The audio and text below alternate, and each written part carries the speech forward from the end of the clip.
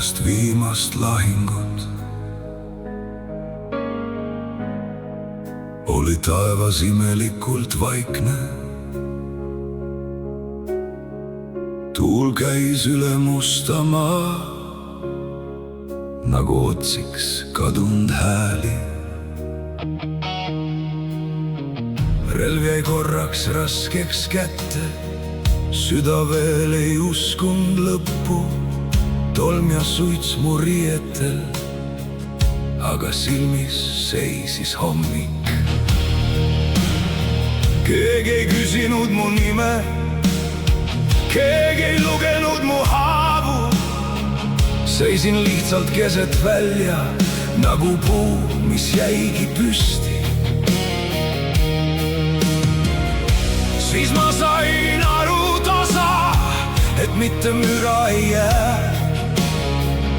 Pärast kõike jääb su sisse see, mis enam välja ei lähe. Pärast viimast lahingut ei jää mehest ainult vari.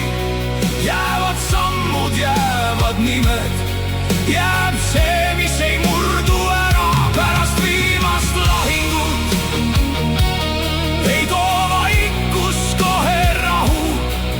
Aga mees, kes jäi veel seisma, õpib kandma seda vaikust. Mõni vend jäi sinna maha, mõni hääl jäi tuule kätte, mõni lubadus ei tulnud enam kunagi tagasi. Käed on endiselt veel tugevad, aga miski nendes väriseb. Mitte hirmust, mitte külmast, lihtsalt sellest, mis kõik oli. Kodu paistab unes vahel, nagu tuli kaugelt aknast. Aga mees ei lähe koju päris samana, kes läks. Sest võit ei pese puhtaks ega kustuta neid öid.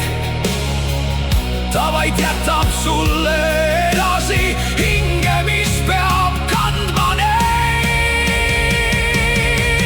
Pärast viimast lahingut ei jää mehest ainult vari. Jäävad sammud, jäävad nimed, jääb see, mis ei murdu ära. Pärast viimast lahingut ei too vaikus kohe rahu. Aga mees, kes jäi veel seisma, õpib kandma seda vaikust. Ja kui keegi küsib hiljem, mis siis alles päriselt jäi, siis ma ütlen, mitte auhind, mitte laul ega medal. Alles jäi üks sirge selg veel, alles jäi üks raske pilk. Alles jäi see püha teadmine, mõni hind on liiga suur. Aga alles jäi ka inimene, kelle sisse valgus jäi. Mitte valju, mitte särav, vaikne väsind, aga päris. Pärast viimast lahingut ei jää mehest ainult vari. Jääb ta süda kuigi mõranenud, jääb ta väärikus ja vaikus. Pärast viimast lahingut hakkab mees end uuesti kandma.